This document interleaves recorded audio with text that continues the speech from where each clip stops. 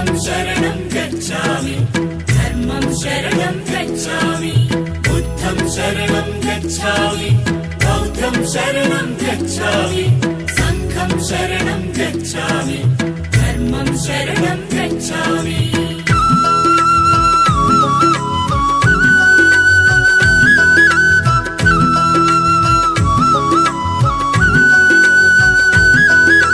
కపిలవస్తు నగరం ఇది శుద్ధోదన రాజ్యం, మాయా కడుపుల జననం ఇది మానవ జాతికి వరము.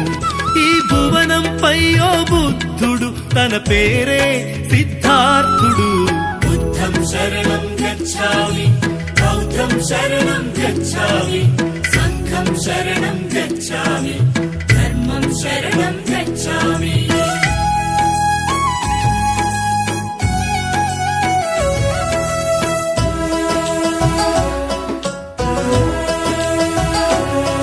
తనకున్న కొడుకు ఒకడే, తన పంచ ప్రాణమతడే, తన కనుల పంట ఇతడే, తన కళల కోన ఇతడే.